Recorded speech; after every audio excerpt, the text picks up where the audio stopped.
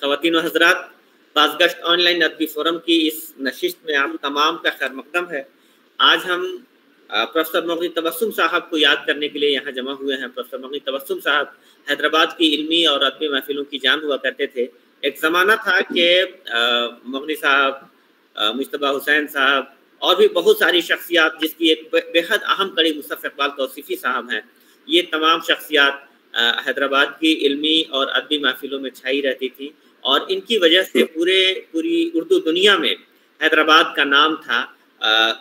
نثر، شاعری، تنقید، تحقیق، تمام جو اصناف ہیں ان اصناف کے لکھنے اور پڑھنے والے لوگ یہاں موجود تھے۔ ہماری خوش نصیبی ہے کہ ان میں سے ایک بے حد اہم شخصیت جناب مصطفی اقبال توصیفی صاحب یہاں تشریف فرما ہیں اور آج کے پروگرام کی صدارت فرما رہے ہیں۔ میں اپنے ساتھی عبید اللہ ریحان صاحب سے گزارش کر رہا ہوں کہ پروگرام کی ریکارڈنگ آن کر دے براہ کرم۔ جی، بے حد شکریہ۔ میں آج کے پروگرام کے بارے میں بتا دوں کہ آج جو ہم لوگوں نے خاکہ تیار کیا ہے، مختصر طور پر میں پروفیسر مغنی تبسم صاحب کا تعارف یہاں پیش کروں گا۔ اس کے بعد میرے ریسرچ اسکالر ہیں محمد محتشم، وہ عوض سعید صاحب کا خاکہ ہے جو مغنی تبسم صاحب کے بہنوئی تھے غالباً۔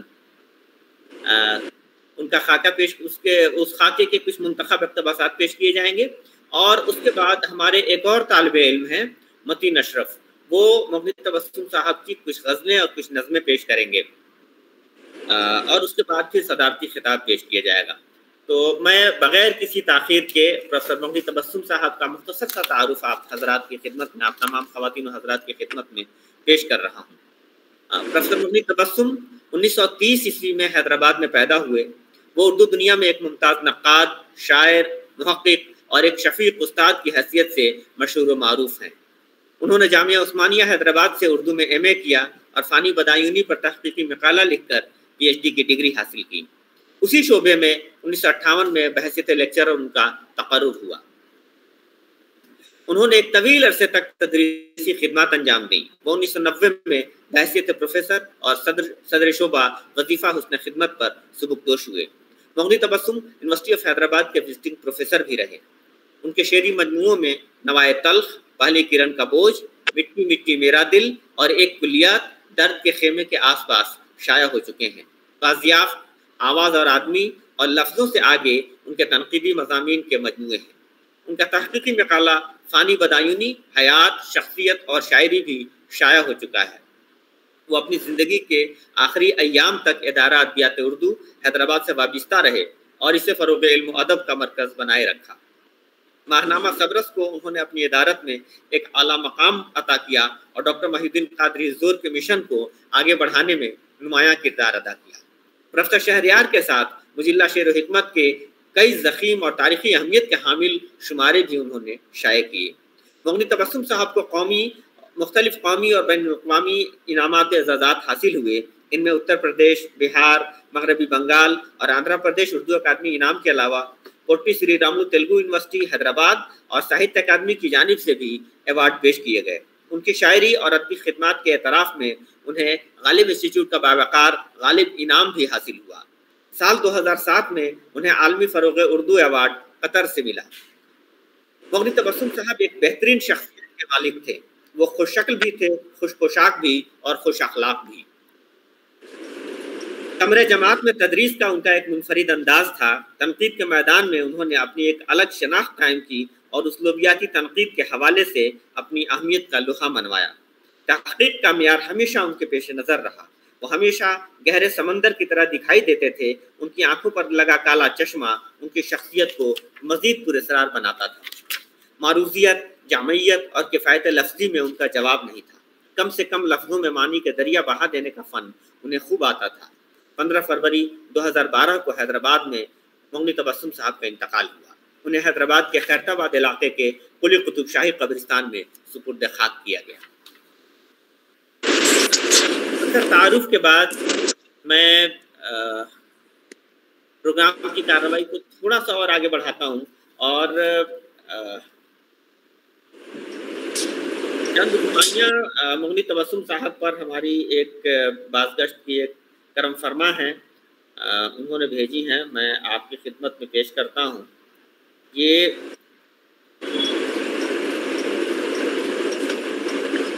اسما بطول صاحبہ ریاض میں مقیم ہیں۔ میں تمام حاضرین سے گزارش کر رہا ہوں کہ براہ کرم اپنا اپنا آڈیو میوٹ کر لیں۔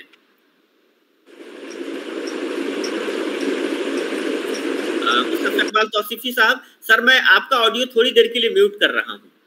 جی جی جی اسما بطول صاحبہ ریاض میں مقیم ہیں۔ آپ نے اپنے والد محترم ریاست علی تاج مرحوم کی کچھ رباعیاں ہمیں ابھی واٹس ایپ پر ارسال کی ہیں۔ ان کی طبیعت ٹھیک نہیں ہے، ورنہ وہ خود یہ رباعیاں پیش کرتی، تو میں یہ رباعیاں آپ حضرات کی خدمت میں پیش کر رہا ہوں۔ مغنی صاحب کے عنوان سے یہ رباعیاں لکھی گئی ہیں۔ خوشباش ہیں، خوش پوش ہیں مغنی صاحب، سنجیدہ و خاموش ہیں مغنی صاحب، تحقیق ادب ہو کہ تنقید و عروض، دیکھا ہے کہ پرجوش ہیں مغنی صاحب۔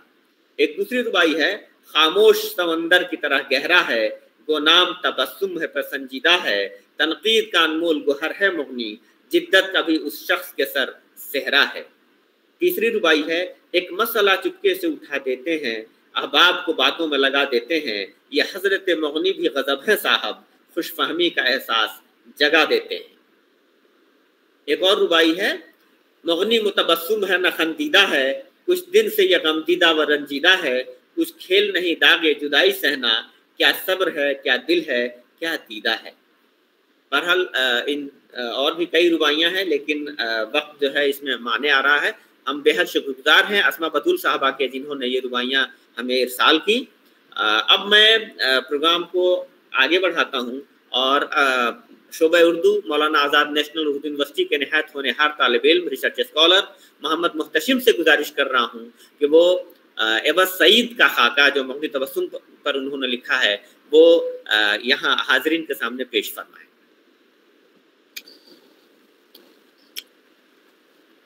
آج کے اس ادبی بازگشت میں تشریف فرما تمام حاضرین، خصوصیت کے ساتھ صدر بزم جناب توصیف اقبال صاحب اور ناظم بزم استاد محترم ڈاکٹر فیروز عالم صاحب اور تمام لوگوں کی بارگاہ میں السلام علیکم ورحمۃ اللہ وبرکاتہ۔ میرے ذمے عوض سعید کا لکھا ہوا خاکہ جو کہ مغنی تبسم کے نام ہے وہ پیش کرنے کی ذمہ داری ملی ہے، تو بلا تاخیر و تمثیل کے وہ خاکہ میں آپ کی سماعتوں کی دہلیز تک پہنچانے کی کوشش کر رہا ہوں۔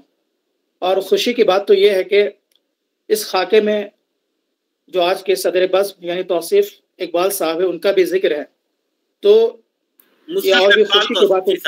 مصطفی اقبال توصیفی صاحب، جی مصطفی اقبال توصیف جی صاحب، تو ان کا بھی ذکر ہے، تو یہ میرے لیے اور بھی خوش نصیبی کی بات ہے کہ اس خاکے کو ان کے سامنے پیش کر کے مجھے کچھ اور سیکھنے کا موقع بھی ملے گا۔ تو بلا تاخیر کے یہ خاکہ آپ کے سامنے پیش ہے۔ مجھے یاد نہیں کہ میری مغنی سے پہلی ملاقات کب اور کہاں ہوئی تھی، ہاں یہ احساس ضرور ہے کہ میں انہیں آج بھی رگے جا کے قریب پاتا ہوں۔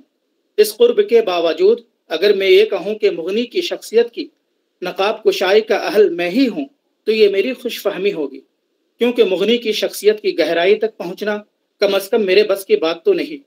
اس لیے مغنی کی شخصیت کا تجزیہ کرنا میرے لیے واقعی مشکل ہے۔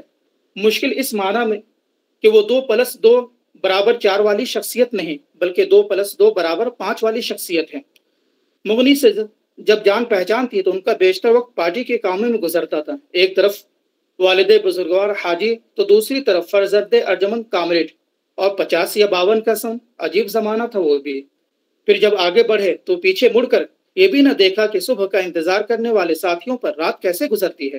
مغنی کی شخصیت کا ایک جز ان کی اپنی نرگسیت بھی ہے، اور وہ اس آئینے کو بڑی مضبوطی سے تھامے رہتے ہیں جس میں ان کے چہرے کا عکس مٹتا اور ابھرتا رہتا ہے۔ وہ باہر نکلنے سے پہلے اپنے آپ کو سنوارنے میں کافی وقت صرف کرتے ہیں۔ وہ اس وقت تک آئینے کے سامنے سے نہیں ہٹتے جب تک کہ ان کا کوئی ساتھی انتظار سے تنگ آ کر یہ نہ کہے مغنی صاحب اگر آپ مصروف ہوں تو میں پھر کبھی آ جاؤں گا۔ جواباً وہ صرف یہی کہتے معاف کیجیے گا کچھ دیر ہو گئی میں آ رہا ہوں۔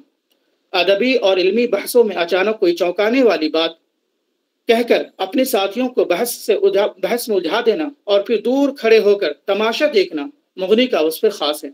ऐसे मौक़ों पर उन्हें इस शरारत से कोई भी बास नहीं रख सकता। वैसे मुगनी फितरतन एक शरीफ और वज़ादार आदमी भी हैं। बाहर से आने वाले साथियों का खैर मकदम करना और उन्हें एयरपोर्ट या स्टेशन तक पहुंचाकर खुदा हाफिज कहना मुगनी के मामूलात में से एक है। मुगनी की शख्सियत उस बंद कमरे की मानिंद है जिस पर ताला पड़ा हुआ है और चाबी किसी और के पास नहीं, खुद उन्हीं की जेब में है। अनवर मौज़म की तरह मुगनी भी अपने दोस्तों के घर शाज ही जाते हैं। अक्सर सूरतों में तो उनके साथियों ही को उनके घर का तवाफ करना पड़ता है। हल्के अरबाब ज़ौक़ और मीरा जी मुगनी की सबसे बड़ी कमज़ोरी है और उनकी यही कमज़ोरी उन्हें अदब के बास मखसूस हलकों में मातूब भी करती है। उसके बावस्फ़ मीरा जी और राशिद के अदबी सरमाया की शिराजा बंदी में 200 बरसों से जुटे हुए हैं। इस कठिन मुहिम में उन्होंने अपने 1-2 शागिर्दों को भी शामिल कर लिया है। मुगनी ने एहतियात को मलहूस रखते हुए अपने दोनों शागिर्दों पर कड़ी नज़र रखी है कि कहीं वो हत्ते से न निकल जाएं।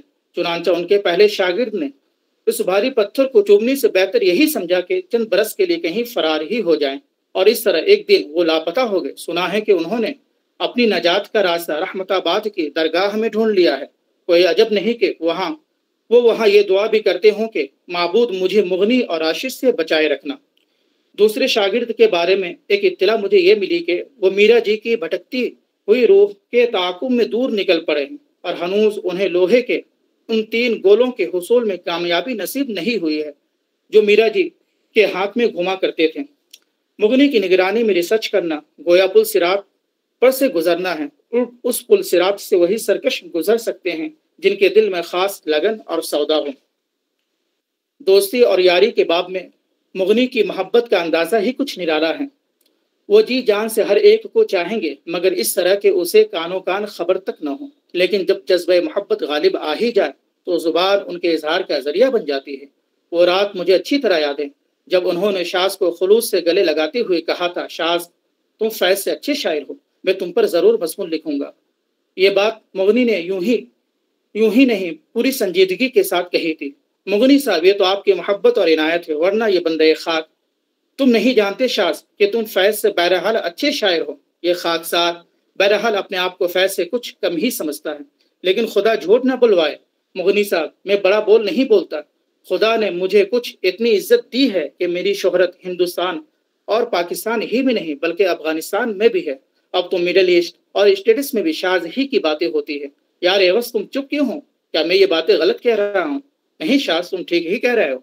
तुम्हारी शोहरत आजकल फिल्म स्टारों से कुछ कम थोड़ी है। अब आए हो रास्ते पर, मंजर बदला तो कुछ पुराने चेहरे फिर मुझे दिखाई दिए। उन चेहरों में काजी सलीम का भी चेहरा था और अनवर मुआज़्ज़म का भी, मुसहब इकबाल का भी और मुगनी का भी। रॉयल होटल के कमरे में दाखिल होकर मैंने अपनी निशस्त संभाली ही थी कि मुझे एक आवाज़ आई, वाह क्या बात कह दी है, इकबाल फिर से ये शेर सुनाओ। सुनाते रहो, जिससे ली थी उसी को लौटा दे, ये रही सुबह ये रही शामें। ये मुगनी थे जिन पर इस शेर ने एक विजदानी सी कैफियत तारी कर दी थी। और जब एक और मंजर बदला तो इकबाल ने अनवर मुआज़्ज़म से कहा, मुगनी साहब की मोहब्बत और उनकी शेर फहमी पर हमें फ़ख्र है, वो कभी झूठी तारीफ नहीं करते। अनवर ने मुस्कुरा कर मेरी तरफ देखा और कहा, इसमें क्या कलाम है। माना कि कम आमेज़ी भी उनके लिए एक हथियार का काम देती है और उन्हें नागहानी हमलों से बचाती है। कभी कभी तो अहम से अहम मसला भी उनकी कमगोई और खामोशी की नज़र हो जाता है।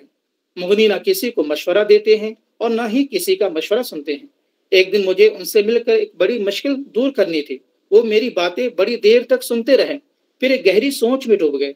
मैंने उनके इस्तगराक को देखकर ये समझ बैठा कि वो शायद मेरी मुश्किल का कोई ना कोई हल ज़रूर निकालेंगे। काफ़ी गौर ख़ौस के बाद उन्होंने जो जुमला मुझसे कहा वो ये था, कल ईवान उर्दू में एक अदबी निशस्त है, फुर्सत हो तो आ जाइए। फिर उसके बाद मैंने ये अहद कर लिया कि कभी भी मुगनी से मशवरा न तलब किया जाए। ड्रेसिंग के बाब में मुगनी बड़े अप टू डेट और मॉडर्न भी हैं। वो अपने कीमती कपड़ों की आयरिंग खुद ही करते हैं। धोबी के आयरिंग पर उन्हें भरोसा नहीं। कपड़ों पर जो क्रेज मुगनी पैदा करते हैं, अगर धोबी भी उसे देख ले तो शायद शर्मिंदा हो जाए। एक दिन मैं जब उनके घर पहुंचा तो वह सूट में मलबूस थे। मैंने मुगनी से पूछा कि आप बाहर जा रहे हैं? मुगनी ने कहा नहीं। फिर मैंने पूछा, क्या मुगनी साहब आप बाहर से आ रहे हैं? उन्होंने कहा नहीं। मैं घर चला आया और शेर हिकमत के बंद हो जाने के असबाब पर गौर करने लगा।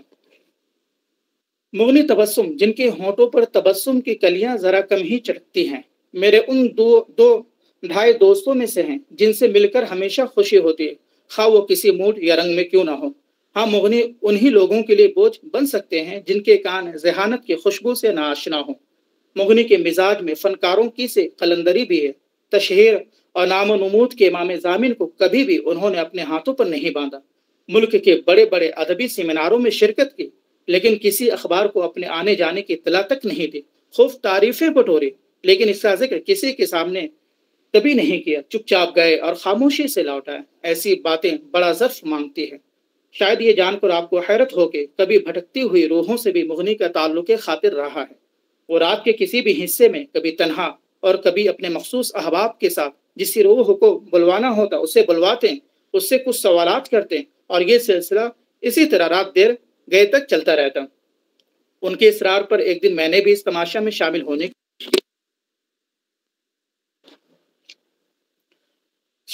की कोशिश की। बातचीत के लिए मैंने अपने एक मरहूम साथी का इंतखाब किया जो मेरे बुलावे पर आता ही न था। मैंने थक हाकर मुगनी की तरफ देखा तो उन्होंने आंखों में मेरी हिम्मत बंधाई, लेकिन कनेक्शन की गलती से एक अजीबो गरीब रूह ने अचानक मुझे आ दबोचा और बात शुरू हो गई। मैं एकदम बुखला सा गया। मेरे चेहरे पर आई घबराहट की लकीरों को पढ़ते हुए मुगनी ने कहा, कभी कभी गलती से खबीस रूहों से भी हमारा साबिका पड़ जाता है।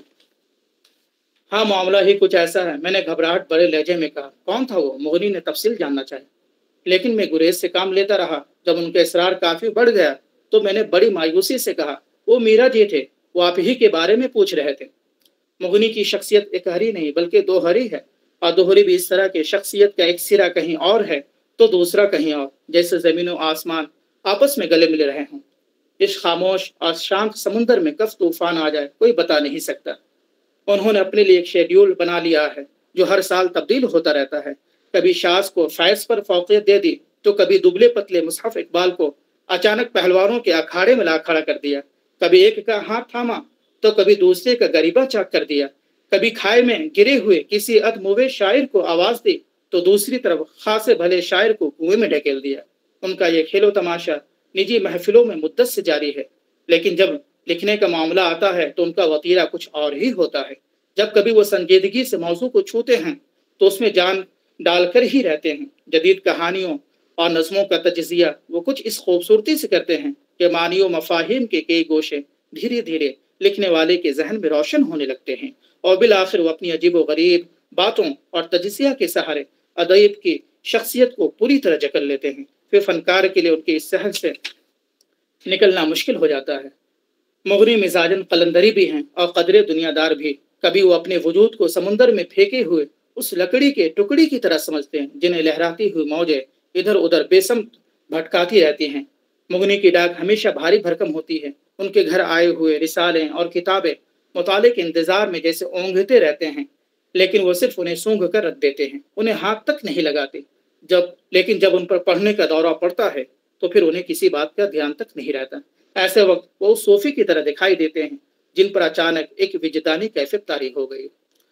मुगनी को भूले से भी अपनी किताबें या रिसाले न दीजिए, वो उन्हें अपनी टेढ़ी मेढ़ी लाइब्रेरी में इस तरह महफूज कर देते हैं कि उन्हें ढूंढते ढूंढते आंखें पथरा जाती हैं, मगर उनकी सेहत पर जरा भी असर नहीं पड़ता। वो मखसूस अंदाज में कुछ इस तरह मुस्कुराते हैं कि कभी कभी जी चल उठता है।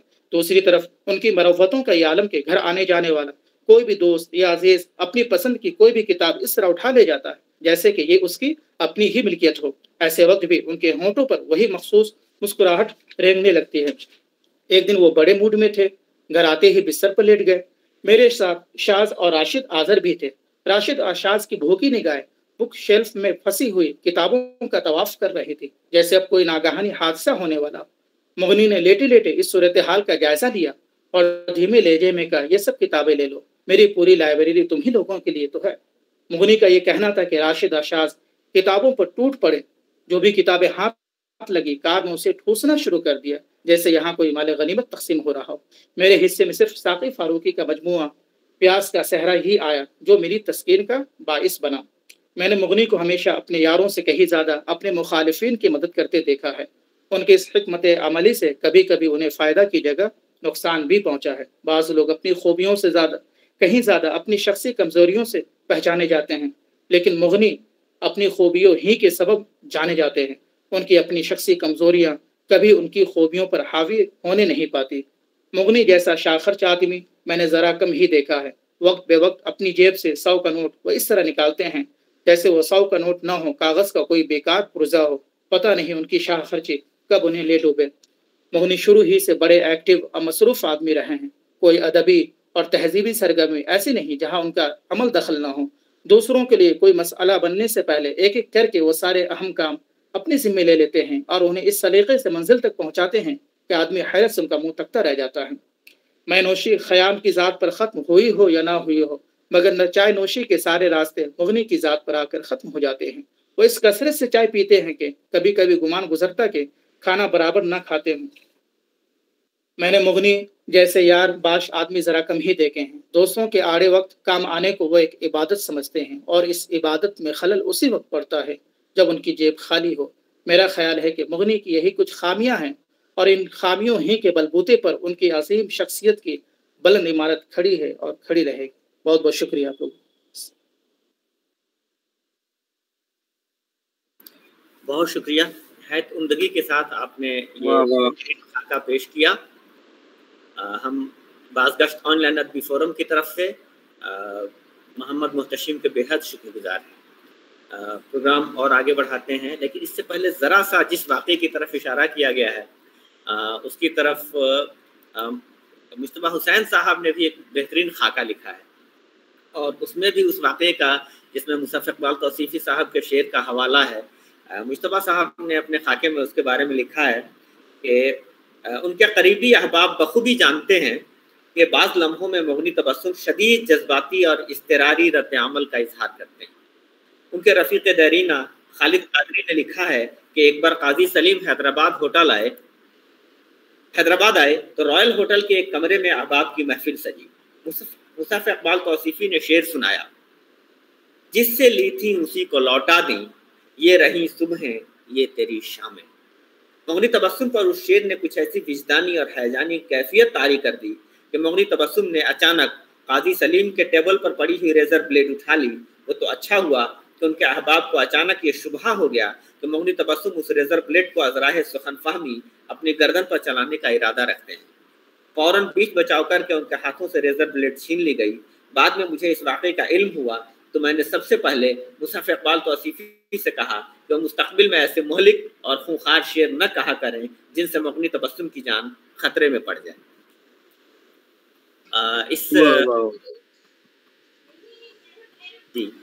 अब मैं गुजारिश करूँगा अपने तालिब इल्म, बेहद अजीज़ तालिब इल्म हैं हमारे मतीन अशरफ, वो हमारी यूनिवर्सिटी यानी मौलाना आज़ाद नेशनल उर्दू यूनिवर्सिटी के शोबे तालीम व तरबियत से बीएड कर रहे हैं और इन्होंने उर्दू में एमए कर रखा है अलीगढ़ मुस्लिम यूनिवर्सिटी से। तो मैं बग़ैर किसी तफसीली तारुफ के अज़ीज़ी मतीन अशरफ से गुजारिश कर रहा हूँ कि वो मुगनी तबस्सुम साहब की कुछ मुंतखब नज़में और गज़लें यहाँ पेश फरमाएँ। अस्सलाम वालेकुम सर। जी वालेकुम सलाम। बेहतर होगा अगर आप वीडियो भी ऑन कर सकें। जी बाज़गश्त अदबी ऑनलाइन फोरम के तमाम ही ज़िम्मेदारान का मैं तहे दिल से शुक्रिया अदा करता हूँ कि मुझे ये मौका इनायत फरमाया। आपने मुगनी तबस्सुम साहब का पर एक खाका देखा और हमारे फ़िरोज़ सर ने आपका तारुफ भी पेश किया। अब मैं आपके सामने आपकी कुछ चुनिंदा नज़में और गज़लें पेश करने की कोशिश करूँगा। आपकी एक बहुत ही खूबसूरत नज़म है। थोड़ा सा पीछे बस, अब पढ़िए। आपकी एक नज़्म है जिसका उन्वान है आखिरी शाम।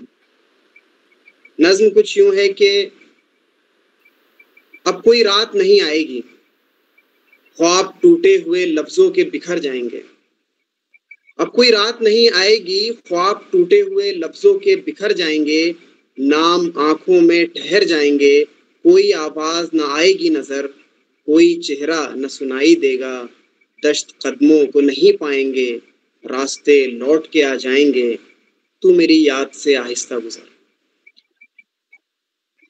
आपकी एक दूसरी मशहूर नज़्म है जो आपने सुलेमान अरीब की मौत पर लिखी थी। हम किसको ढूंढते हैं, ہم کس کو ڈھونڈتے ہیں؟ کسے؟ اپنے آپ کو۔ کیا ہم وہاں نہ تھے؟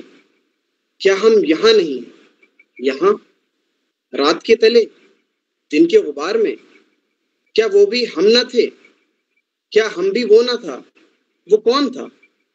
حیات کے لشکر میں اپنے ساتھ یہاں جس کو رو رہے ہیں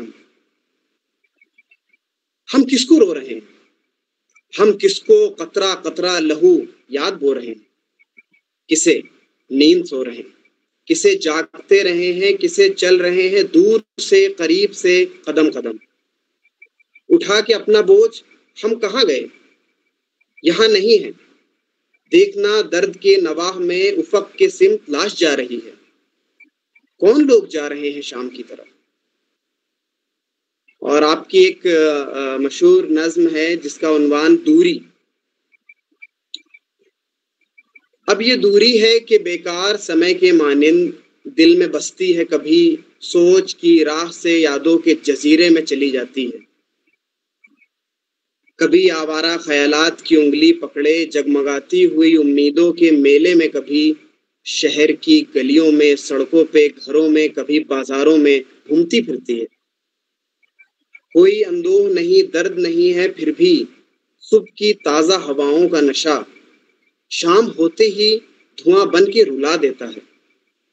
رات کو پھر وہی بے نام خلش، دور چراغوں کا بلاوا، وہی کھویا ہوا نغمہ، وہی سویا ہوا افسوں ہے، اور وہی دور ہوتی ہوئی قدموں کی صدا۔ یہ آپ کی چند نظمیں میں نے آپ کے سامنے پیش کرنے کی کوشش کی ہے۔ اب میں آپ کے سامنے مغنی تبسم صاحب کی کچھ غزلیں پیش کرنا چاہوں گا۔ غزل کچھ یوں ہے کہ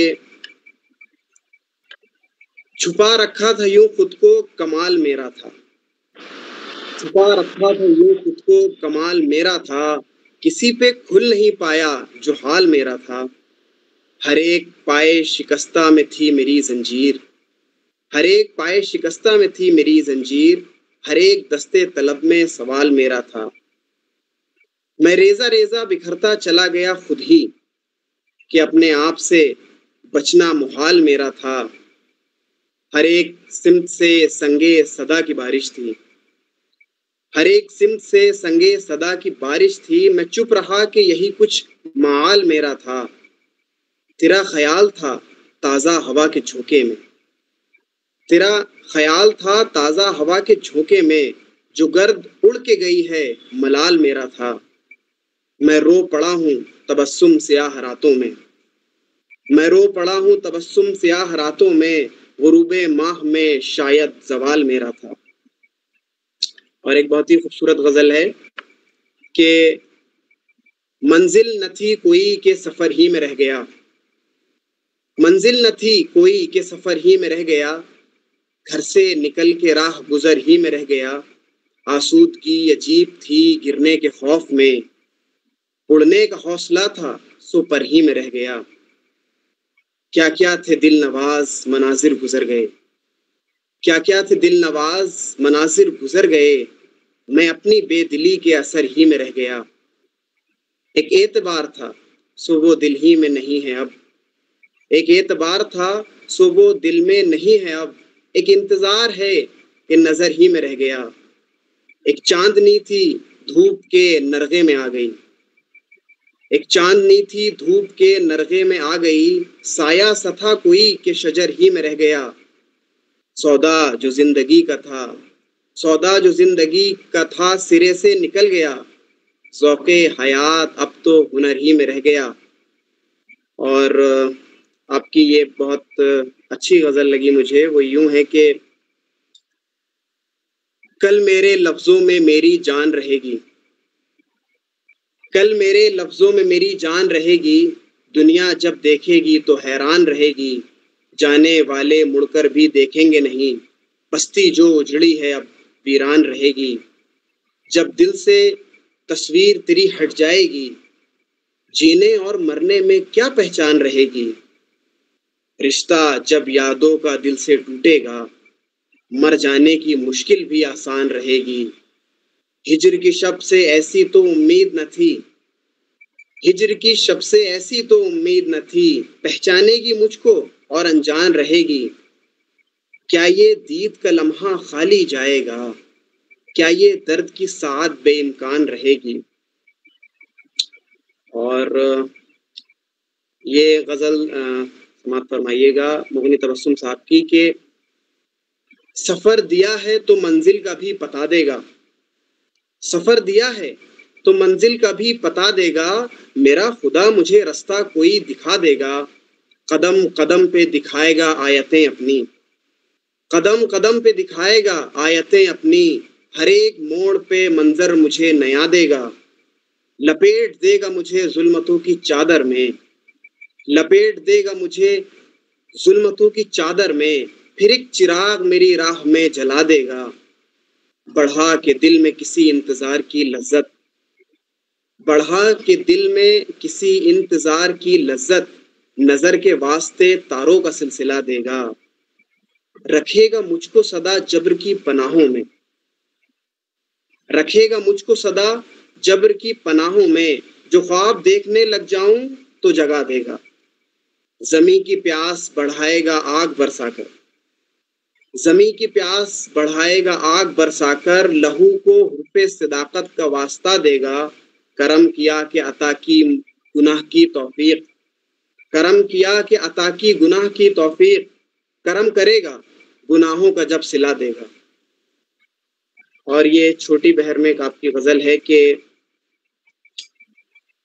دل کی لگی رہ جائے گی، کوئی کمی رہ جائے گی، شعلے تو بجھ جائیں گے، آگ دبی رہ جائے گی، سوکھے پتے بکھریں گے، شاخ ہری رہ جائے گی، دروازے چپ سادھیں گے، آہٹ سی رہ جائے گی، درد کے پھیلے سایوں میں تنہائی رہ جائے گی، وقت ٹھہر سا جائے گا، رات آدھی رہ جائے گی۔ اور آپ کی ایک غزل کے کچھ اشعار یوں ہیں کہ ہر سود سے ہر زیاں سے گزرے، ہر سود سے ہر زیاں سے گزرے، کس دل سے غم جہاں سے گزرے، کس آگ کے امتحان سے گزرے، شعلے تھے کہ دشت جاں سے گزرے، بے فیض تھی سب وفا شیاری، بیکار ہی امتحان سے گزرے، منزل کا نشاں کہیں نہیں تھا، منزل کا نشاں کہیں نہیں تھا، قدموں کے ہر ایک نشاں سے گزرے، یادوں کے چراغ تھے منور، یادوں کے چراغ تھے منور، تاروں بھرے آسمان سے گزرے۔ اور آپ کی آخری غزل میں پیش کروں گا، اور وہ کچھ یوں ہے کہ صبح کیسی آگ لگانے والی تھیں، صبح کیسی آگ لگانے والی تھیں، شامیں کیسی دھواں اٹھانے والی تھیں، کیا دن تھے جو دل کو دکھانے والے تھے، راتیں تھیں جو درد جگانے والی تھیں، اب بھی بھٹک کر دل میں کبھی آ جاتی ہے، اب بھی بھٹک کر دل میں کبھی آ جاتی ہے، یادیں جو اشکوں کو بہانے والی تھیں، کیسا تھا سمندر تھا وہ خیالوں کا، کیسا تھا سمندر تھا وہ خیالوں کا، موجیں کتنا شور مچانے والی تھیں، دروازے سب دل میں آ کر کھلتے تھے، دیواریں چہروں کو دکھانے والی تھیں، اور رستوں میں زندہ تھی آہٹ قدموں کی، گلیاں کیا خوشبو مہکانے والی تھیں۔ اور یہ شعر دیکھیے گا کہ برساتیں زخموں کو ہرا کر دیتی تھیں، برساتیں زخموں کو ہرا کر دیتی تھیں، اور ہوائیں پھول کھلانے والی تھیں، کیسی ویرانی اب ان پہ برستی ہے، کیسی ویرانی اب ان پہ برستی ہے، یہ آنکھیں تو دیا جلانے والی تھیں، اور ان باتوں سے دل کا خزانہ خالی ہے، ان باتوں سے دل کا خزانہ خالی ہے، وہ باتیں جو اگلے زمانے والی تھیں، وہ باتیں جو اگلے زمانے والی تھیں۔ یہ کچھ نظمیں اور غزلیں پیش کرنے کی میں نے کوشش کی ہے، بہت شکریہ۔ بہت عمدہ کوشش، بہت عمدہ، بہت اچھی پیشکش، بہت اچھا لگا، اور میرا خیال ہے کہ اور ڈاکٹر سید نور الامین صاحب نے بجا ستائش کی آپ کی، اور گروپ میں بھی لوگ لکھ رہے تھے۔ ہم آپ کو مبارکباد دیتے ہیں کہ آپ نے اس قدر دل فریب انداز میں مغنی تبسم صاحب کی نظمیں اور غزلیں پیش کی۔ کچھ اشعار ایسے ہیں جو زبان زد عام ہیں، خاص طور سے ان کا یہ شعر کہ سفر دیا ہے تو منزل کا بھی بتا دے گا، میرا خدا مجھے رستہ کوئی دکھا دے گا، یا پھر کل میرے لفظوں میں میری جان رہے گی، دنیا جب دیکھے گی تو حیران رہے گی۔ اس طرح کے اور بھی بہت سارے اشعار ہیں۔ ڈاکٹر الطاف انجم صاحب نے بھی آپ کی ستائش کی ہے، اور ہمیں خوشی ہے۔ فیض صاحب کا مصرع یاد آتا ہے کہ ہمارے بعد اندھیرا نہیں اجالا ہے۔ ایسے نوجوان جب کہیں کسی محفل میں پیش کرتے ہیں تو خوشی ہوتی ہے کہ اردو کا مستقبل جو ہے وہ بے حد روشن ہے۔ آپ دونوں نے جس دلکش انداز میں خاکہ اور یہ شعری تخلیقات پیش کی، وہ آپ کے اور آپ کے ساتھ ساتھ اردو کے روشن مستقبل کی غماز ہیں۔ ہم آپ دونوں کو بازگشت آن لائن ادبی فورم کی طرف سے مبارکباد پیش کرتے ہیں، اور ہم آپ کے شکر گزار بھی ہیں۔ اب محفل میں اگر کوئی اپنی طرف سے کچھ اظہار خیال کرنا چاہتا ہے ان اشعار کے حوالے سے، مغنی صاحب کے حوالے سے، تو آپ تمام کا خیر مقدم ہے۔ اور جی فیروز عالم صاحب، میں چند باتیں عرض کرنا چاہ رہا ہوں مغنی صاحب کے تعلق سے۔ اگر آپ ویڈیو آن کر سکیں غوث بھائی۔ نظر نہیں، اب ویڈیو ممکن نہیں ہے کہ میں ویسی جگہ ہوں۔ جی عرض کرنا یہ تھا کہ جو ہے مغنی صاحب سے مجھے بھی قرب رہا ہے، اور ان کے خلوت کے اور جلوت کے محفلوں میں میں شریک تھا۔ جب میں ایم اے میں تھا، ایم اے کی تکمیل کے بعد یہ ارادہ کر لیا تھا کہ اگر ریسرچ کا کام ایم فل کا کرنا ہے تو مغنی صاحب کے پاس ہی کر لوں گا، ورنہ نہیں کروں گا۔ لہٰذا میں ایم فل کے لیے عثمانیہ یونیورسٹی کا بھی انٹرنس دیا، اور کسی کی خواہش تھی اور ان کے جو ہے اصرار پر حیدرآباد یونیورسٹی میں بھی انٹرنس دیا۔ حالانکہ میرا ارادہ عثمانیہ سے ہی کرنا تھا اور مغنی صاحب کے پاس ہی کرنا تھا۔ حیدرآباد یونیورسٹی میں بھی کوالیفائی ہو گیا، یہاں بھی کوالیفائی ہو گیا۔ وہاں انٹرویو جو ہے کے لیے بلایا گیا۔ انٹرویو میں جین صاحب تھے، مجاور صاحب تھے، اور پروفیسر انور الدین صاحب تھے۔ تو اکیڈمک کے تعلق سے مجھے کوئی سوال نہیں کیا گیا، اور وہ تینوں جو ہے بخوبی واقف تھے کہ میں اخبار سے وابستہ ہوں۔ تو سوال یہی کیا کہ بھئی آپ رات میں جو ہے رات دیر گئے تک کام کر کے صبح یونیورسٹی جو ہے کیسا آئیں گے گچی بولی۔ تو وہ مجھے تو ایک بہانہ مل گیا انکار کا۔ تو میں نے کہا کہ صاحب مسئلہ یہ ہے کہ جو ہے مجھے جو ہے عثمانیہ یونیورسٹی میں 1:30 بجے سے کلاسز شروع ہوتی ہے، تو میں وہاں ترجیح دوں گا۔ پر جین صاحب نے کہا تو ٹھیک ہے، آپ کو وہاں بھی مل جائے گا، تو کیوں ایک نشست جو ہے خراب کرتے ہیں۔ خیر بات جو ہو گئی، یہاں آیا تو پھر مغنی صاحب کے پاس میں کیا کہ آپ کے پاس کرنا ہے، اور پھر میں بولا کہ مجھے ناصر کاظمی پہ کرنا ہے۔ ناصر کاظمی سے جو ہے میں جب اس وقت کافی متاثر تھا۔ وہ سب شاید آپ غالباً پی ایچ ڈی کی بات کر رہے ہیں؟ نہیں، ایم فل کی بات کر رہا ہوں۔ ایم فل کی بات کر رہے ہیں، ٹھیک۔ تو ناصر کاظمی کی شاعری سے میں کافی متاثر رہا۔ تو مغنی صاحب نے مجھے 3 عنوانات دیے، ایک جس میں سے ایک کا جو ہے انتخاب کیا، ناصر کاظمی کی شاعری میں پیکر تراشی۔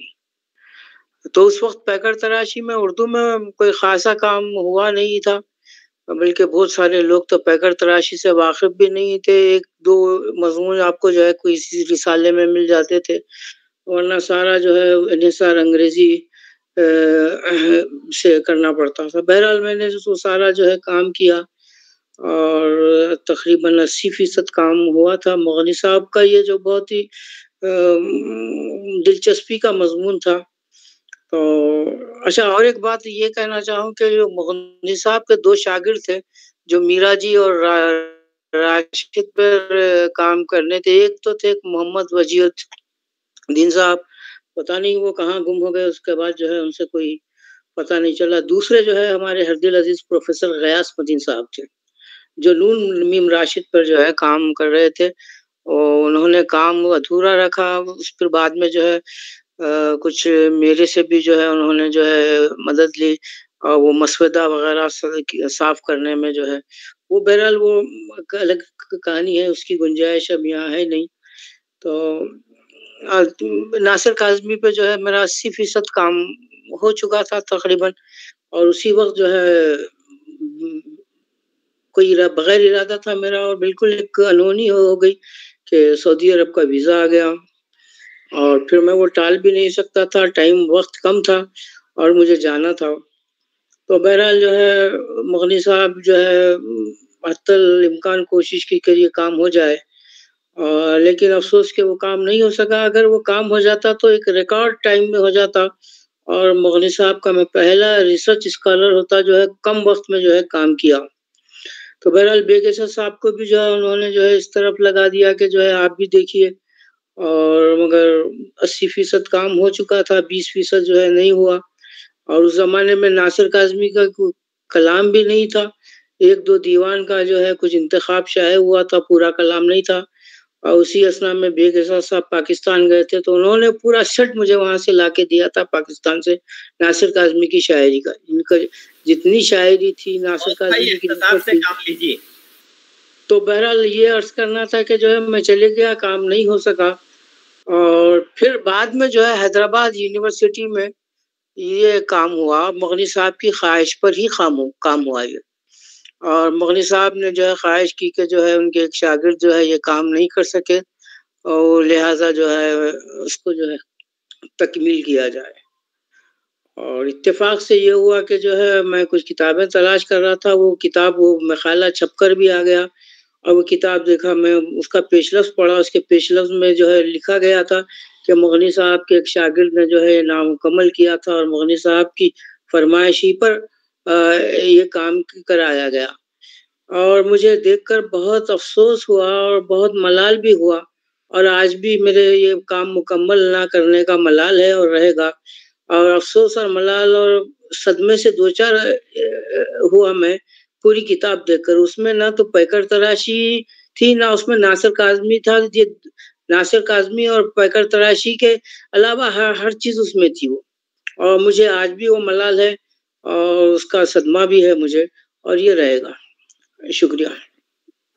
غوث بھائی اگر فرصت اجازت دے تو آپ ایک کتاب تحریر کر سکتے ہیں, کوئی مسئلہ نہیں.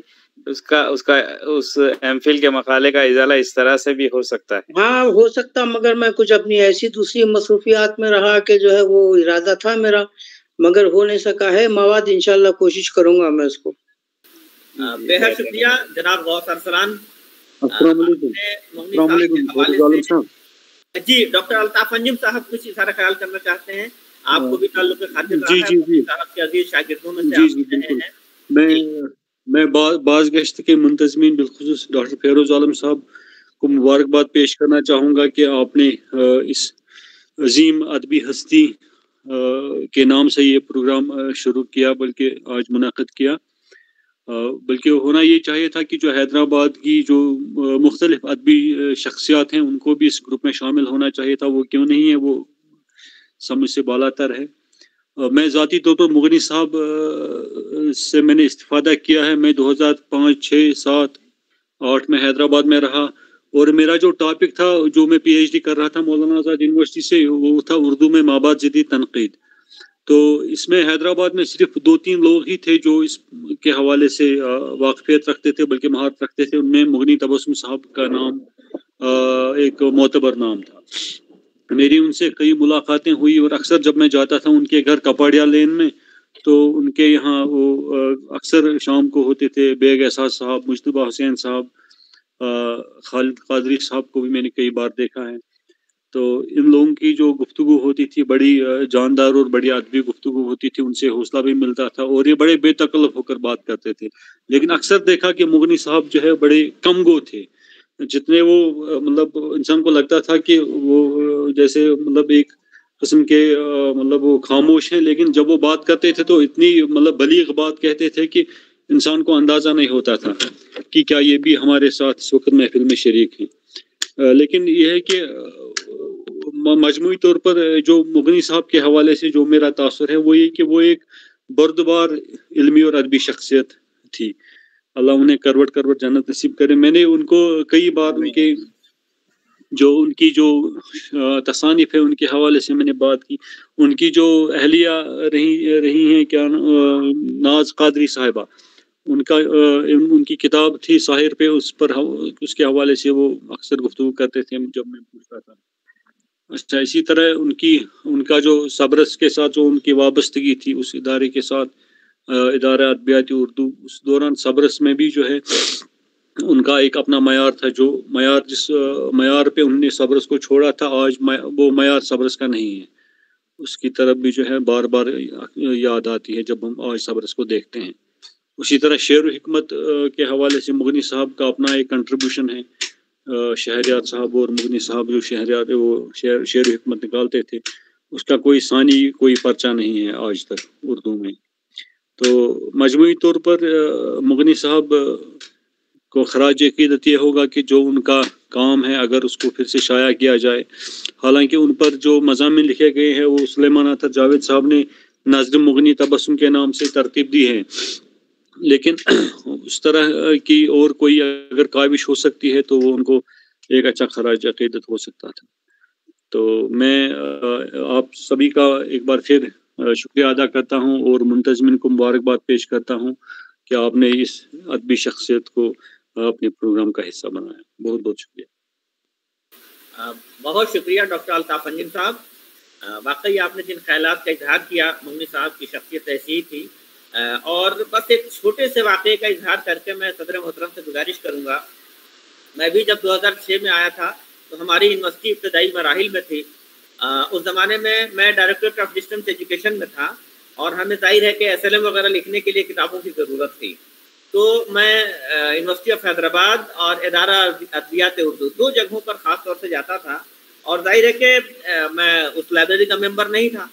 تو مغنی صاحب نے اپنے رزق پر اپنے نام پر کتابیں وہاں سے جاری کرائی تھی، اور وہ مجھے بالکل نہیں جانتے تھے. صرف محمود سعیدی صاحب کا ایک فون آیا تھا کہ میرا شاگرد آپ کے یہاں جا رہا ہے، اور اس پر انہوں نے کئی کتابیں اپنے نام پر ایشو کرا کر دی تھی. اس سے آپ لوگ اندازہ لگا سکتے ہیں کہ کیسے لوگ تھے اور کس طرح سے نوآموز افراد کی اور طلبہ کی، ریسرچ اسکالرس کی یہ لوگ مدد کرتے تھے. ایک اور بڑی خوبی یہ تھی کہ ان کے ساتھ بڑے بڑے لوگ رہتے تھے. شکیب ایاز صاحب تھے، بیگ احساس صاحب، مجتبیٰ حسین صاحب. لیکن کوئی طالب علم وہاں پہنچ جاتا تھا تو اس کو بھی ساتھ بٹھاتے تھے اور برابر کا شریک سمجھتے تھے. اس کے ساتھ کسی طرح کا پردہ نہیں کیا جاتا تھا یا کسی طرح کا تکلف نہیں برتتے تھے. وہ بہرحال ایک بڑی شخصیت تھے مغنی صاحب، اور ان کی وجہ سے شہر میں کوئی بھی آتا تھا تو مغنی صاحب سے ملنے جاتا تھا، اور پھر اس کے اعزاز میں مختلف جلسے بھی منعقد ہوتے تھے. باتیں بہت ساری ہیں، وقت بہت کم ہے. فیروز عالم سے ایک بات کا میں اضافہ کروں. دیکھیے کہ شخصیتیں جتنی بڑی ہوتی ہے اتنا بڑا کام کرتے ہیں. اکیڈمکس والے اگر دیکھیں تو مغنی تبسم نے اکیڈمکس کو کس سطح پر پہنچا دیا تھا، کس بلندی پہ پہنچا دیا تھا. ادب میں جب اپنے آپ کو متعارف کرایا، اظہار خیال کیا کسی صنف میں، تو کس اونچائی پہ پہنچایا. اور آپ دیکھیے مجتبیٰ حسین، بیگ احساس، مغنی تبسم صاحب نے بطور خاص دکن میں اور حیدرآباد میں ادبی معیار کو کتنا بلند کیا تھا، جس کا احساس آج کے پڑھنے والوں کو بہت کم ہی ہوگا. لیکن جنہوں نے وقت ان کے ساتھ گزارا ہے ان کو بخوبی اس بات کا احساس ہے کہ اس وقت اکیڈمکس میں، نجی محفلوں میں، تہذیب میں، ان کے رویوں میں کتنا اعلیٰ جیسو ان کا معیار تھا. اللہ کرے کہ اس معیار میں اور جیسو اضافہ ہو، کیونکہ بیگ احساس، مجتبیٰ حسین، مغنی تبسم کی محفلوں کے قصے تو بڑے جیسو ہم لوگوں کو سننے کو ملتے ہیں. ان کی تہذیب، ان کا رکھ رکھاؤ اور ان کا برتاؤ، ان کا سلوک. جیسے سلوک کے تعلق سے آپ نے ابھی تذکرہ کیا کہ شناسائی نہیں ہوتے ہوئے بھی کئی کتابیں جیسو دی. اللہ کرے کہ اس تہذیب کو اور جیسو لوگ مل جائیں اور جلا ملے اور یہ تہذیب آگے بڑھے. شکریہ. بے شک، بہت شکریہ ڈاکٹر سید نور الامین صاحب. اب میں مختصر طور پر آج کے صدر اجلاس کا تعارف آپ تمام کی خدمت میں پیش کر رہا ہوں. ویسے تمام جانتے ہیں मुसफ़्फ़ी इक़बाल तौसीफ़ी साहब बतौर शायर, बतौर नक़ाद बेहद शोहरत रखते हैं और इल्मी और अदबी हलकों में आपका नाम बेहद एहतराम के साथ लिया जाता है। मुसफ़्फ़ी इक़बाल तौसीफ़ी साहब की विलादत 8 दिसंबर 1939 को बदायूं उत्तर प्रदेश में हुई। आपके वालिद चूँकि मुलाज़मत के सिलसिले में हैदराबाद आ गए थे, चुनाचे इब्तदाई तालीम के बाद जो आला तालीम हासिल की आपने MSc तक की वो हैदराबाद में हासिल की। उसके बाद से 1963 में जियोलॉजिकल सर्वे ऑफ इंडिया में आप मुलाजिम हुए और वहीं से बहैसियत डायरेक्टर 2000 में आप वजीफा हुस्न खिदमत पर सुबुकदोश हुए। आपके 5 शेरी मजमूए अब तक मंजर-ए-आम पर आ चुके हैं और आपकी पहली नज्म सहमाही कंद में 1959 में शाया हुई थी। 70 लगभग 60 साल का अरसा गुजर चुका है और आपकी जो शेरी मजमूए हैं वो हैं फ़ायज़ा, गुमा का सहरा, दूर किनारा, सितारा या आसमां, रात ख्यालों में गुम। आपके मज़ामीन का तनक़ीदी मज़ामीन का मजमुआ है, कुछ नस्र में भी बेहद अहम मजमुआ है। आपकी इल्मी और अदबी और शेरी खिदमात के एतराफ़ में कई अहम एज़ाज़ात से आपको नवाजा गया है, जिनमें बेहद अहम अवार्ड गालिब सिजूद दिल्ली का गालिब अवार्ड बराए शायरी है। मैं मुसफ़्फ़ी इक़बाल तौसीफ़ी साहब की गज़ल के 2-3 अशार पेश कर रहा हूँ और उसके बाद मैं सर से गुजारिश करूँगा। एक उनकी बड़ी मशहूर गज़ल है, हम थे किसी का ध्यान था वो भी नहीं रहा, एक रब थे जिस्मो जान था वो भी नहीं रहा, झगड़ा था मेरा जिससे वो दुनिया किधर गई, एक शख्स दरमियान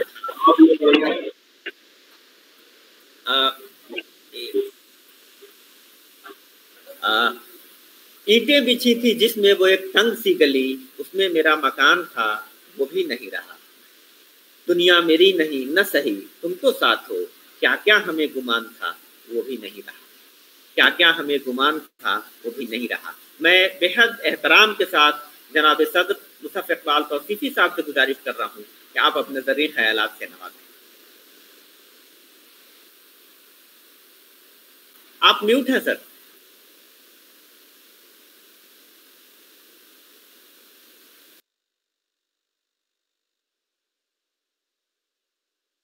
लेफ्ट साइड में एक बटन होगा सर, लेफ्ट साइड में उसको ऑन कर।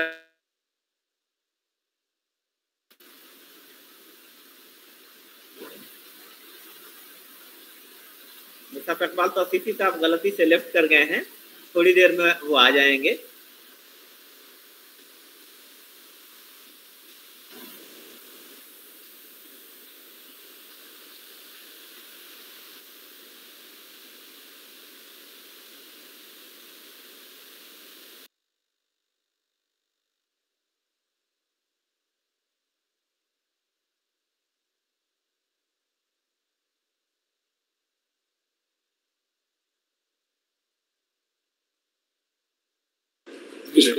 तौसीफ़ी साहब तशरीफ ला चुके हैं। जी सर। जी, अब आवाज़ आ रही है मेरी आपको? जी आ रही है जी। मैं ममनून हूँ इदारे बाज़गश्त का और फ़िरोज़ आलम साहब का कि इस महफ़िल में शिरकत का मौका मुझे अता किया आपने और ये एज़ाज़ भी कि इसकी सदारत मुझे सौंपी। बक़ल फैज़ कि ऐ मेरे दोस्त ये एज़ाज़ में पहनूं क्यों कर, मुझसे ले लो मेरी सब चाक कमीज़ों का हिसाब। मैं यहाँ सिर्फ चंद बातें एक बेरब्त अंदाज में, जैसे हम लोग आपस में बैठे हैं, साथ बैठे हैं, बातें कर रहे हैं, क्योंकि अभी मैंने मोरनी की किताबें निकाली, इतनी किताबें हैं मोरनी मेरे पास, सारे शेरी मजमूए हैं और उसके सारी जो उनकी तनकीद पे जो किताबें हैं वो सब है मेरे पास। तो वो इतनी बातें हैं कि समझ में नहीं आ रहा है क्या करें। तो मैं सिर्फ आपसे इस महफिल में जो है, जैसे हम लोग एक ड्राइंग रूम में बैठ के बात करते हैं, इस तरह मैं कुछ बातें करने की कोशिश करूँगा। और मुझे इस बात की भी खुशी है कि यहाँ मुझे मोरनी के बारे में बहुत कुछ सुनने का मौका मिला। पहले बतूल साहिबा ना कुछ जो सर आवाज़ ज़रा कम आ रही है, ज़रा सा जोर से। अब आ रही है आवाज़? जी, थोड़ा सा और जोर से सर। अच्छा, ये तो कुछ क़तात पहले सुने मैंने, किसने, वो बतूल साहिबा है ना, उन्होंने उनके, उसके बाद इवज़ सईद के खाका, इवज़ सईद का खाका और मुश्तबा हुसैन के खाके के कुछ हिस्से आपने इन्होंने محمد مفتشن صاحب نے، اس کے علاوہ پھر متین اشرف صاحب نے کچھ نظمیں غزلیں مغنی کی سنائی. تو میں بہت ممنون ہوں آپ کا. میں ابھی صرف چند باتیں یہاں عرض کرنا چاہوں گا جو بے وقت جو بھی ذہن میں آئیں، ورنہ باتیں اتنی ہیں اور کہ بہت مشکل ہے ان کو سمیٹنا. میں نے حیدرآباد کے ادبی ماحول میں جب آنکھ کھولی تو یہاں ایک کہکشاں تھی شاعروں ادیبوں کی. جیسے حاوی نے کہا ہے کہ جم گھٹے دیکھے ہیں جن لوگوں کے ان آنکھوں نے، جم گھٹے دیکھے ہیں جن لوگوں کے ان آنکھوں نے، آج ویسا کوئی دے ہم کو دکھا ایک ہی شخص. تو یہ ایک عجیب، میں بہت خوش محسوس کرتا ہوں. آپ کو مختوم بھائی تھے، ان سے ملاقاتیں ہوتی تھیں ہماری. شاز تھے، شیرہ تھیں، شفیق فاطمہ شیرہ، اقبال متین، عوض سعید، عالم صاحب. بلکہ عوض سعید اور مصطفیٰ کا تو انہوں نے یاد بھی دلا دیا یہاں پہ جو خاک کے انہوں نے. تو میں بہت ممنون ہوں بہرحال. تو میں صرف چند باتیں کہنا چاہوں گا یہاں پہ. اور عوض سعید کا خاکہ پڑھ کے تو مجھے ایسا لگا کہ میں پھر اس یعنی جب کوئی پرانی باتیں آپ کے سامنے دہراتا ہے اور ان لوگوں کی باتیں جو اب نہیں رہے، تو اچانک آپ کو لگتا ہے کہ جب جیسے آپ اسی ماحول میں پھر سے لوٹ آئے ہیں. تو وہی محسوس ہوا مجھے مصطفیٰ اور عوض کے بارے میں جو باتیں سنی.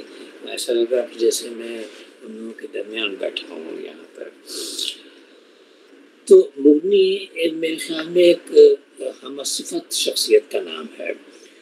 وہ بیک وقت ایک بہت اچھی شاعر اور بہت اچھے نقاد، محقق اور بھی تھے. اور ایسا بہت کم ہماری جو اردو کی ادبی تاریخ ہے اس میں ایسے بہت کم لوگ ہیں جو شاعر بھی بہت اچھے ہوں اور نقاد بھی بہت اچھے ہوں. مغنی کے ہم اثروں میں مجھے صرف 2 نام اور ایسے نظر آتے ہیں جنہیں میں مغنی کے ساتھ یا مغنی کو ان کے ساتھ جوڑ سکتا ہوں. وہ ہیں ایک تو وزیر آغا اور ایک خلیل الرحمن آسمی. ویسے اس سے پہلے بھی جو ہے مغنی سے بہت پہلے فراق صاحب ہیں اور میرا جی ہیں، یعنی بہت اچھی شاعر ہیں اور ان کی تنقیدی بصیرت بہت عمدہ ہے. اور سرور صاحب بھی ہیں، لیکن ان کی شاعری جو ہے، ان کی تنقیدی جو ان کے مضامین ہیں، خیالات ہیں، ان کے مقابلے میں بہت لگتا ہے کہ یہ نقاد زیادہ ہیں اور شاعر کم ہیں. ایون فاروقی کے بارے میں بھی یہ کہا جا سکتا ہے، فاروقی ہیں، شمیم حنفی ہیں. لیکن مغنی ایک ایسے شاعر ہیں جن کے بارے میں میرا خیال یہ ہے کہ مغنی کی شاعرانہ شخصیت بھی کچھ ایسی ہے، حالانکہ وہ اپنی تنقید کے حوالے سے زیادہ پہچانے آتے ہیں کہ یہ کہنا مشکل ہے. مغنی کے جو چاہنے والے ہیں ان کے لیے فیصلہ بڑا مشکل ہے کہ مغنی زیادہ اچھے شاعر تھے یا زیادہ اچھے نقاد تھے. تو جہاں تک مغنی کی تنقید کا سوال ہے، تنقید اور تحقیق کا، تو بحیثیت نقاد مغنی میرے خیال وہ پہلے نقاد ہیں جس نے کسی شاعر کے کلام کا مطالعہ اسلوبیاتی تنقید کے حوالے سے ایک بڑے پیمانے پر کیا ہو.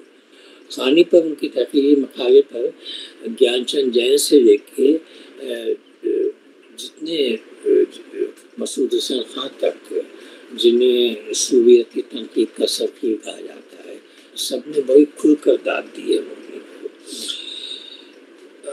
جہاں تک مغنی کی شاعری کے بارے میں مجھے پتہ نہیں، شاید میری کمزوری ہو کہ مغنی کی شاعری سے مجھے زیادہ لگاؤ رہا ہے. شاید اس لیے کہ میں نے کچھ میں شاعر زیادہ ہوں، نقد کا تو ہوں ہی نہیں بالکل. تو مغنی کی تنقید کا جہاں تک سوال ہے تو وہ تنقید اور شاعری دونوں ہے. تو ابتداً وہ ترقی پسند تحریک اس سے بہت وابستہ رہا، کیونکہ حیدرآباد میں جو ان کے تقریباً سبھی ہم عمر و سینئر جو احباب تھے، جیسے عالم خود میری، سلیمان عریف، مختوم، راج بہادر گور، اختر حسن، یا پھر ابراہیم جلیس، محبوب حسین جگر، نظر حیدرآبادی، تحسین الفردی، یہ سب جو ہے ہندوستان کی آزادی اور تقسیم کے بعد یہ ترقی پسند تحریک سے وابستہ تھے اور دو گروپس میں بٹ گئے تھے۔ ایک تو جو ملک کے الحاق کا جو موافق الحاق تھا، اور دوسرے جو ان کے خلاف تھے۔ تو مغنی ابتداءً تو بالکل ترقی پسند تحریک سے بہت زیادہ جڑے ہوئے ہیں، لیکن بعد میں پھر جب انہیں حلقہ باب ذوق کے شاعروں کو پڑھنے، سننے اور کچھ ان کے ساتھ ان کی تحریروں کے ساتھ گزارنے کا موقع ملا، تو انہیں مغنی کو لگا کہ حلقے کے ادیبوں کا یہ نقطۂ نظر زیادہ قرین قیاس ہے کہ حقیقت کے کئی پہلو ممکن ہیں، اور یہ کہ انسانی نفسیات کی گتھیوں کو سلجھائے بغیر انسانی فلاح کا ہر منصوبہ درہم برہم ہو سکتا ہے۔ تو مغنی زیادہ تر حلقے کے شاعروں سے مغنی کا جو ہے ذہنی اور تخلیقی مزاج زیادہ ملتا ہے، لیکن بعد میں مغنی کو لیکن مغنی چونکہ بہت اپنے زمانے سے بھی بہت زیادہ جڑے ہوئے تھے، تو مغنی بہت جلد حلقے کے شاعروں کے جو حلقہ تھا اس سے آزاد ہو کر مغنی جدیدیت اور ماما جدیدیت کے اس دور میں مغنی کی تنقید شامل ہوئی، مغنی نے ایک فعال کردار نبھایا۔ تو مغنی کو اس سے کوئی غرض نہیں تھی کہ روایت چاہے مشرقی ہو یا مغربی، وہ ہر زندہ روایت کا احترام کرتے تھے۔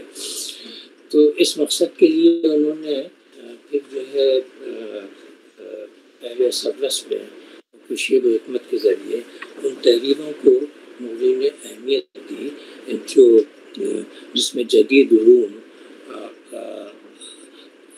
کے زیادہ سروکار تھا محسوس ہوتا تھا، اور سنسیدہ نقادوں کو بھی جیسے وزیر اعلیٰ گوپی چند نارنگ اور ان کے مضامین حاصل کیے، اور بعد میں آنے والے نقادوں میں سید خالد قادری، افضال حسین، ناصر عباس طیب، عتیق اللہ، عبدالکلام قاسمی، یہ سب لوگوں کی تحریروں کو مغنی نے اولیت کا درجہ دیا۔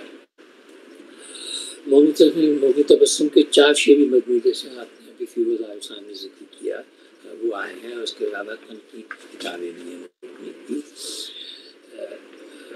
تو میرا خیال یہ ہے کہ مغنی پہ بہت اچھے خاکے بھی لکھے گئے ہیں، جیسے ابھی عوض سعید کا خاکہ، اور اس کے علاوہ اقبال متین کے خاکے ہیں، ان کا ہمارے مشتبہ کا خاکہ تو ہے ہی بہت مشہور ہوا ہے، اس کے علاوہ اقبال متین ہے، سید خالد قادری کے خاکے ہیں، میں نے بھی ایک خاکہ لکھا ہے مغنی کا، اور ان کے جو ان کے آخری دنوں کا کچھ احوال اس میں جو ہے میں نے لکھا ہے۔ میں خالد قادری اور شکیب صاحب ہم لوگ وہاں جاتے تھے کہ ہاسپٹل میں مغنی شریک ہو گئے تھے اس وقت۔ ان خاکوں میں ایک خاص بات میں نے دیکھی کہ مغنی کی کچھ ایسی باتوں پہ کو زیادہ اہمیت دی گئی ہے، جن میں مغنی کے کچھ ایسے یعنی جو مغنی کا جو ایک عام، جیسے مغنی بہت رکھ رکھاؤ کے آدمی تھے، تو کبھی کبھی وہ کچھ ایسی حرکتیں کر جاتے تھے کہ لوگوں کو بڑا عجیب سا لگتا تھا۔ اس بارے میں میرے خیال میں میرا جی نے بہت اچھا لکھا ہے، انہوں نے لکھا ہے کہ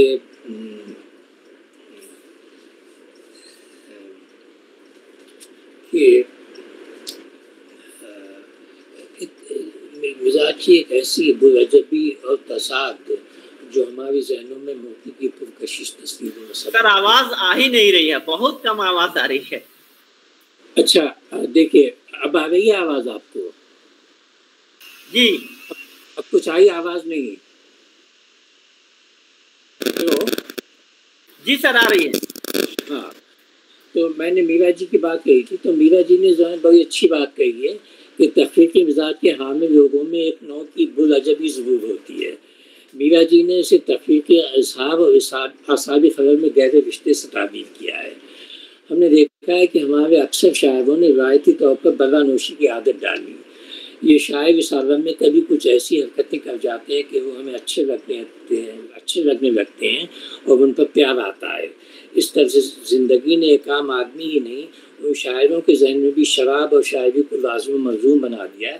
لیکن ایک تخلیق کار کی شخصیت محض روایتی نہیں، بڑی ہست پہلو ہو سکتی ہے۔ تو مغنی کی شخصیت اس طرح میرے خیال میں بڑی ہست پہلو شخصیت تھی۔ اور جب مغنی کی شخصیت کا جب ہم جائزہ دیں تو اس میں ان کی جو جینس ہیں اور ان کی ادبی ذوق کی جس طرح تربیت ہوئی ہے، ان سب باتوں کا بھی جو ہے خیال رکھنا چاہیے۔ تو یہ اعصابی خلل، یہ انتشار کی کیفیت، اس نے مغنی جیسے اسٹیبل دل و دماغ کے آدمی کے لیے بھی ایک نوع کی دوری، ایک فاصلہ معاشرے سے، اپنے آپ سے، اپنے گرد گرد حاوی کر دیا۔ لیکن یہ ہے کہ مغنی کبھی اپنی فطری حدود کے باہر نہیں رہے، کیونکہ وہ بنیادی طور پر شاعر تھے، اس لیے ان کی مزاج میں تخلیقیت کی وہ ہے، صرف نقاد نہیں تھے۔ صرف نقاد ہوتے تو وہ بڑے سمجھے ہوئے انداز میں بہت ہی ڈسپلن زندگی گزار سکتے تھے۔ مغنی کی مشفق خواجہ جیسے قدر شناس نقاد نے مٹی مٹی میرا دل ملنے پر مغنی کو لکھا کہ بہت دنوں بعد مجھے ایک نئی اور تازہ شعری فضا میں سانس لینے کا موقع ملا۔ قحط نوا کے اس دور میں آپ نے جو زنجیر نغمہ ڈالی ہے، اس کے ہر حلقے میں اس عہد کا دل دھڑک رہا ہے، اور کون صاحب دل ہے جو آپ کا زنجیری ہونے سے انکار کر سکے۔ میں خود کو صاحب دل تو نہیں کہہ سکتا، لیکن ایسا کافر بھی نہیں کہ مغنی کی شاعری کا زنجیری ہونے سے انکار کر سکوں۔ لیکن میں یہ اقرار کیے بغیر نہیں رہ سکتا کہ میں نے حیدرآباد کے جس ادبی فضا میں آنکھ کھولی، اس کے فلک پر ایسے چاند ستارے سورج روشن تھے جو روح کو گرماتے اور قلب و نظر کو ٹھنڈک بھی عطا کرتے تھے۔ جن چند لوگوں سے جو مجھے نیاز حاصل رہا ہے، ان کے بارے میں مجھے حالی کا ایک مصرع یاد آتا ہے کہ آج ایسا کوئی دل ہم کو دکھا ایک ہی شخص، تو مغنی کو بھی میں انہیں لوگوں میں شامل کرتا ہوں۔ شکریہ۔ جی ہلو، جی سر، آواز آئی میری آپ کو؟ بہت کم آ رہی ہے آواز۔ جی، میں مغنی بہت کم آمیز تھے، بہت کم بولتے تھے، لیکن پھر بھی ان کی آواز سنائی دیتی تھی۔ میں کم آمیز بھی ہوں، لیکن میری آواز بھی سنائی نہیں دیتی۔ نہیں، وہ نیٹ ورک کا مسئلہ ہے سر۔ آپ کی آواز تو بہت اچھی ہے، ہم لوگوں نے سنا، آپ کا کلام بھی سنا ہے۔ جی جی، شکریہ۔ مغنی بہت اچھے شاعر بھی تھے، بہت اچھے نقاد بھی تھے، بہت اچھے محقق بھی تھے۔ تو مغنی میں اتنی خوبیاں تھیں کہ اور پھر ان کی شخصیت کچھ ایسی تھی، اتنی پہلودار تھی کہ اسے ایک لفظوں میں سمیٹنا ایک دریا کو ایک کوزے میں بند کرنے کی طرح ہے۔ ادھر ایک صاحب ہیں کیف فرشوری صاحب، انہوں نے اپنے پی ایچ ڈی کے لیے مغنی پر ایک مبسوط مقالہ لکھا ہے جو تقریباً 600-700 صفحے پر مشتمل ہے، اور مجھ سے انہوں نے خواہش کی کہ میں اس پر پیشرفت لکھوں۔ تو وہ آپ دیکھیے، کیونکہ مغنی پر بہت چیدہ تو بہت مضامین ہیں، مغنی کی شاعری پر، مغنی کی شخصیت پر، مغنی پر خاکے ہیں، لیکن ایک ایسا کوئی مضمون ہو یا مقالہ ہو جس میں سارے پہلوؤں کا، اور بلکہ مغنی، اور لطف یہ ہے کہ کیف فرشوری صاحب نے کبھی مغنی کو دیکھا نہیں، تو اس کے باوجود مغنی پر جو کچھ لکھا گیا ہے اور مغنی نے جو کچھ لکھا ہے وہ سب انہوں نے اپنی تحریر میں سمیٹنے کی کوشش کی ہے۔ تو مغنی جیسے ابھی کہا نا کہ چھپا رکھا تھا جو خود کو کمال میرا تھا، تو واقعی مغنی کا یہ کمال تھا، और मुगनी बहुत कम बोलते थे, और मैंने बहुत शोला बयान मुकर्ररों को सुना है, और ऐसी ऐसी बातें वो लोग ऐसे ऐसे निकात पैदा करते थे कि उसके बाद मुगनी जब बोलते थे तो बहुत कम बोलते थे, बहुत ठहर ठहर कर बोलते थे, लेकिन ऐसी बातें कह जाते थे जो इन शोला बयान मुकर्ररों की जो जो बहुत तफसीर से मुगनी किसी भी मौजू का जायज़ा लेते थे, वो चुप जाते थे, और मुगनी उन्हें जो है बयान करके हमें चौंका देते थे मुगनी, और सोचने पे मजबूर करते थे। तो मुगनी की बहसियत नक़ाद भी बहुत अच्छे थे, और बहसियत शायर मुगनी बहुत अच्छे थे। बहुत मेरे लिए तो ये कहना, अक्सर लोगों के ये कहना मुश्किल है मुगनी के चाहने वालों की, जैसे मैंने अभी कहा कि मुगनी बेहतर शायर थे, बेहतर नक़ाद, लेकिन मैं मुगनी की शायरी का गिरदीदा हूँ, ये मेरी कमज़ोरी है, और कुछ भी नहीं, वरना मुगनी जितने अच्छे नक़ाद थे उतने ही अच्छे शायर भी थे। बहुत शुक्रिया सर, आपने बिल्कुल वजह कहा कि मुगनी साहब जितने अच्छे नक़ाद थे उतने ही अच्छे शायर थे, और बड़े बड़े जब शोला बयान मुकर्ररीन की बात ख़त्म होती थी उसके बाद मुगनी साहब अपने धीमे लहजे में जब बात करते थे बहुत कम बोलते थे, लेकिन इसके बावजूद सामईन और नाजरीन को अपना गर्विदा बना लेते थे। आपके पुरमग़ सदारती खिताब के लिए हम आपके बेहद शुक्रगुजार हैं, और जाहिर है कि मुगनी साहब पर मुनक़दा प्रोग्राम में आपसे बेहतर कोई शख्सियत नहीं हो सकती थी सदारत के लिए। हम एक बार फिर आपके शुक्रगुजार हैं कि आपने वक्त निकाला, और बिजली नहीं थी इसके बावजूद भी आप हमारे साथ रहे, और मैं आपके साथ साथ आज हमारे जो दो नौजवान हैं मोहम्मद मुहतशिम और मतीन अशरफ, इन दोनों को मुबारकबाद भी पेश करते हैं, दोनों को शुक्रगुजार भी हैं कि आपने प्रोग्राम की रौनक में इजाफा किया। जी सर, मैं भी ममनून हूँ इन लोगों का, मतीन अशरफ साहब का और मोहम्मद मुहतशिम साहब का, ख़ासतौर पे इसलिए भी कि मुझे इबन सईद की भी याद दिला दी इन्होंने, और मुस्तफ़ा हुसैन की भी याद दिला दी। मेरा वक्त कम लोगों के साथ बहुत वक्त जो गुजरता था उनमें ये दो नाम भी शामिल हैं। मैं बहुत ममनून हूँ आपको, इन सब लोगों को मुझे सुनने का मौका मिला, अगौस अरसलान साहब का भी, कि अरमान फारूकी और गयास मतीन की भी याद दिला दी उन्होंने मुझे, और फिर आपने जिस ज़िंदगी से इस महफिल को अपने ख़यालात से संभाला, मैं बेहद ममनून हूँ आप सब। बहुत शुक्रिया सर, और आपको ये जानकर और खुशी होगी कि आज की गज़लों और नज़मों के इंतखाब और एवज सईद का जो खाका है, ये तमाम चीज़ें गौस अरसलान साहब ने फराहम की हैं, क्योंकि वो हमारे बाज़गश्त ऑनलाइन अदबी फोरम के एक अहम रुकन हैं, तो इसलिए भी हम उनके शुक्रगुजार हैं। इसके अलावा आज हमारी इस महफिल में बहुत सारे हमारे साथी हैं, तादाद कम है लेकिन बेहद मेयारी सामईन हो तो प्रोग्राम अच्छा लगता है, प्रोग्राम अच्छा हो जाता है। इसमें हमारे बेहद मोहतरम साथी डॉक्टर सैयद नूरुल अमीन साहब हैं, डॉक्टर मुशर्रफ अली साहब हैं, डॉक्टर अल्ताफ़ अंजुम साहब हैं, डॉक्टर नुसरत जबीर साहबा हैं।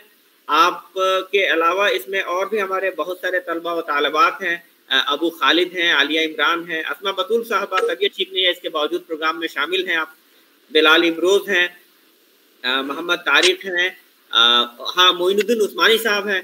मोइनुद्दीन उस्मानी साहब हमारे हर प्रोग्राम में शरीक रहते हैं और आप हमारे प्रोग्राम की सरपरस्ती फरमाते हैं। हम आप तमाम के शुक्रगुजार हैं। आज प्रोग्राम की रिकॉर्डिंग अबू ज़र फिरोज़ को करनी थी लेकिन उनकी तबीयत ज़रा ठीक नहीं थी, तो ऐन वक्त पर हमने अपने साथी उबैदुल्लाह रेहान साहब से गुजारिश की। प्रोग्राम शुरू होने में सिर्फ 3 या 4 मिनट शायद बचे थे। हम बेहद शुक्रगुजार हैं कि आपने अपना ज़ाती काम छोड़कर और बाज़गश्त के लिए ये वक्त निकाला, प्रोग्राम की रिकॉर्डिंग आप कर रहे हैं। हम तमाम साथियों की तरफ से आपके शुक्रगुजार हैं। तबस्सुम आज़मी साहब के शुक्रगुजार हैं। इसके अलावा जितने भी लोग इस प्रोग्राम में शरीक हैं, आप तमाम का फ़र्दन फ़र्दन बेहद शुक्रिया। अगले फिर प्रोग्राम में अगले हफ्ते हमारा बाज़गश्त का प्रोग्राम मुनक़िद नहीं हो पाएगा क्योंकि ईद उल अज़हा का वक्त है। जुमेरात को शायद ईद उल अज़हा हो, तो उसके बाद फिर 2 ही दिन रहेगा, तमाम लोग मसरूफ़ रहेंगे। उसके बाद इंशाअल्लाह फिर हम लोग मिलेंगे। तो इस वादे के साथ आप तमाम का बेहद शुक्रिया। और हमारी एक साथी राना की अम्मी की तबीयत ठीक नहीं है, उनकी वालिदा मोहतरमा बेहद बीमार हैं, तो आप तमाम से गुजारिश है कि उनकी सेहत के लिए दुआ फरमाएं। جی کوئی صاحب کچھ خیال کچھ اظہار خیال کرنا چاہتے ہیں؟ محمد طارق صاحب جی السلام علیکم ورحمۃ اللہ. وعلیکم السلام.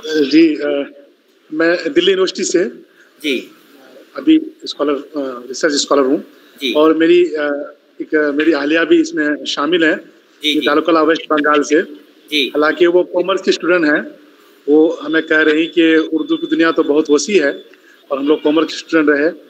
آج تبسم مغنی صاحب کے پروگرام میں شامل ہونے کی وجہ سے ہمیں بہت کچھ سمجھنے اور سیکھنے کو ملا کہ شعراؤں کی اور نقادوں کی کیا کوشش رہتی ہے ہر زمانے میں. بڑا اچھا لگا. وہ مشکور ہیں آپ تمام حضرات کی. ہم تمام آپ سب لوگوں کے شکر گزار ہیں اور ہماری طرف سے آپ کی اہلیہ کو بھی مبارکباد اور ہم ان کے بھی شکر گزار ہیں. اور بازگشت آن لائن ادبی فورم کا لنک ہمیشہ یہی رہتا ہے. تو انشاءاللہ ایک ہفتے کے وقفے کے بعد جب ہم لوگ اگلے جولائی کے پہلے ہفتے میں جب ملیں گے تو انشاءاللہ پھر ہم لوگ کسی اور نئے کسی شاعر یا ادیب پر پروگرام منعقد کریں گے. تو اس میں بھی آپ شرکت فرمائیں. آج کا جو لنک ہے اس کو اپنے موبائل میں محفوظ رکھیں. شکریہ. السلام علیکم. پھر آپ تمام کا شکریہ. خدا حافظ.